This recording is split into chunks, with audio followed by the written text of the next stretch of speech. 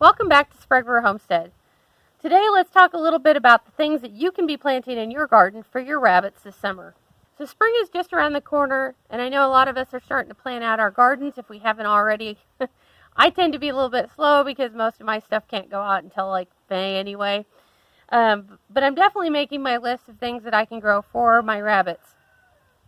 Now there's a lot of things that you can grow that can be fed every day. There's stuff that you can grow that can only be fed a couple of times a week.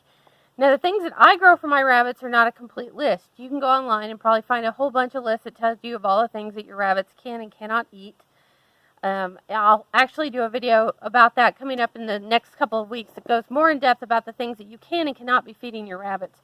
But we're just going to kind of go over real quickly the stuff that's pretty easy that most of us grow in our gardens, or that maybe you've got a little bit extra space that you can throw in an extra pot or two. And some of these things that can kind of give your rabbits some fresh greens without breaking the bank.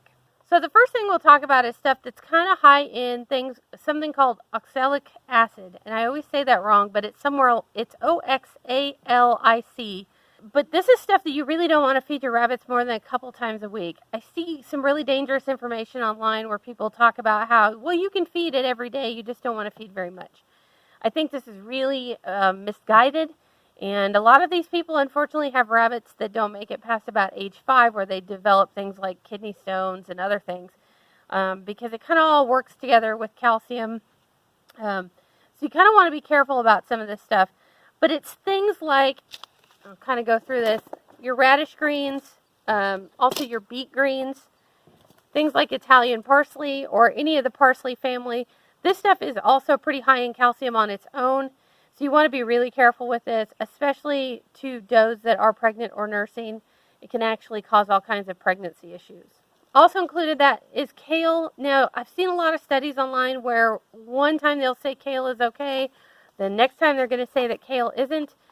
There are so many different varieties of kale that I think you're better off if you just kind of go across the board with no more than 2 or 3 times a week with any kale. That way you're kind of covered. Spinach is the same way as our mustard greens. So other things that can be fed every day if you wanted. Now keep in mind, when I say this, as I've mentioned in other videos, you need to build a tolerance up. If your rabbits aren't used to it, start off really, really slow. But things that can be fed every day are things like dandelion greens. Just keep in mind that it is a diuretic. So if you've got a rabbit that's not in good condition to start with, you probably want to avoid it. Turnip greens can actually be fed every single day. And this, along with carrots and some of the other things, I think are fabulous because it's kind of a two-for deal, right? As long as you don't cut all the greens back, the bulbs continue to grow. So you get the bulbs at harvest time, but your rabbits get the greens along the way. And as I just mentioned, carrots. Carrot tops are also the same way. You can kind of grow them as you're going. Now, peas are one of these kind of things that the rabbits can actually eat the peas. They can actually eat the pods. And they can eat the leaves. So depending on how you do this, peas are pretty prolific. I like to just grow mine, and as my vines start giving me the pea pods, I just start pulling off the vines and feeding them to the rabbits. So we both get something in the end, but they have to wait for their treat a little bit. So from there, you've got all kinds of greens. One of our favorites to grow in the garden is arugula. The rabbits absolutely love this stuff. I'm not as crazy about arugula. I like it in salads and that sort of stuff. If I miss it and it starts to bolt and it gets kind of wild, the goats love it. So you can't really go wrong with arugula. Just keep in mind that it will start to bolt, and when it does, it starts to get bitter. So I don't like it, but everybody else around here does. Corn salad, which also is known as lamb's lettuce or mache, you can grow this. I've never had any luck growing it, but friends who do say the rabbits absolutely love it. You can feed it every day. Collards are another one that it says you can feed them every day. I would be very careful because it is part of the cabbage family. So you kind of have to keep an eye on whether or not it causes diarrhea or bloat and gas in any of your rabbits. So if you're going to feed it, just go really slow and see how it works. Again, collards are another thing that there's a couple of different varieties, and different varieties do different things.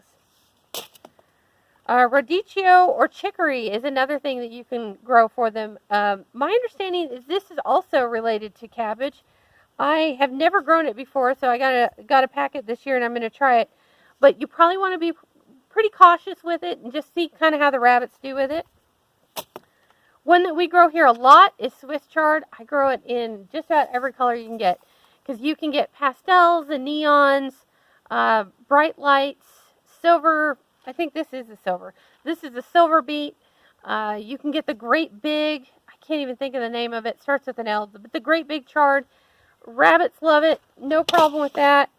And this is one that you probably won't see on a lot of lists, because most people, for whatever reason, assume that lettuce begins and ends absolutely at iceberg. But any dark-leafed lettuce, we grow like red sails here, and this is a new one I'm trying, price head, romaine, any of that really dark green lettuce that actually has some nutritional value and isn't all water is okay. But you do want to feed this at a lesser rate than you will at some of your other greens, because lettuce is very, very water-based. But you can do all of these, and they can actually eat it every day if you wanted. So in addition to your vegetables and your greens, there's a ton of herbs that you can also grow. So some of the ones that I do around here is fennel. If you've got plantain, you can buy it. We don't have it naturally, so we have to buy ours by seed and start it.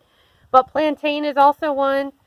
Thyme is another one that you can use. The cool thing about thyme is it actually works a little bit as a wormer and an anti-parasitical. So, you know, if you don't want to actually dose your rabbits, of course, I don't believe in treating for anything blind, but this will help kind of keep your rabbits a little bit healthier. Lemon balm.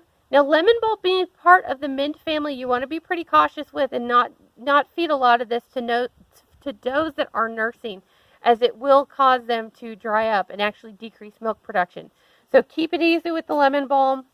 Basil, all varieties are good of this. My rabbits love it all, whether it's blowing flowers and trying to head out or, you know, big leaves. We've grown, I think, just about every variety of basil you can do, and they love it. They don't care one bit.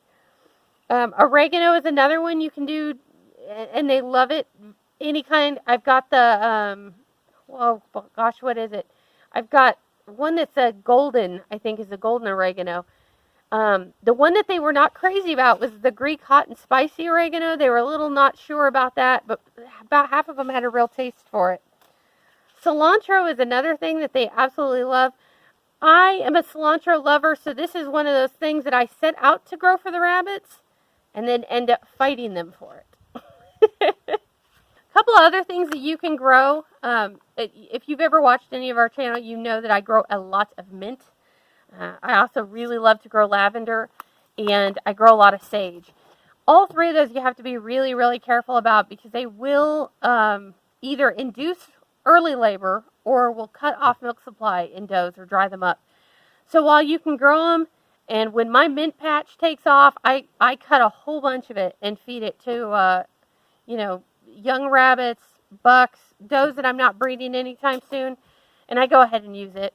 It's really prolific, especially once you get it in the garden, and you can only do so much of it for yourself. So I go ahead and do that. I also will feed it to the goats, and they do just fine with it. So that is a really kind of quick overview on the things that you can be planting this spring for summer for your rabbits. You can also do a good patch of grass if you want. I've done this in the past where I take an 8x8 bed and I grow Timothy or orchard grass, because we tend to use a lot of mixed grass when we're doing hay here. And I go through and I cut it off and feed it every now and then. And if it gets too tall, you can cut it off, actually let it dry, and then bag it up and use it as loose hay during the winter. But that's only if you've got the space and the water for it, because it can be kind of heavy on the water requirements. I don't recommend doing the same thing with alfalfa. Too many rabbit feeds already have alfalfa and kind of borderline are too high on calcium. Calcium is no good in the long run if you've got too much of it. They tend to get kidney stones, which in rabbits tends to lead to death down the road or being euthanized. So keep it easy on the alfalfa, but you can grow any of these other things. And like I said, we'll do a video coming up talking about all the other things, because there's a million things you can actually feed these guys. These are just the ones that are easiest to grow in your garden. And the big thing is you'll have to share. I don't do so well with sharing. I'm going to have to plant extra, I think. So that's it from Sprague or Homestead. If you've got questions about any of that stuff, go ahead and leave it down in the bottom. What do you feed your rabbits? Is there anything in your garden that you're growing specifically for them? Surely I'm not the only lunatic that's growing things just for my bunnies. I probably am. But that's it this time from Sprague Homestead. We will see you next time. And happy homesteading. Get out and enjoy that sun.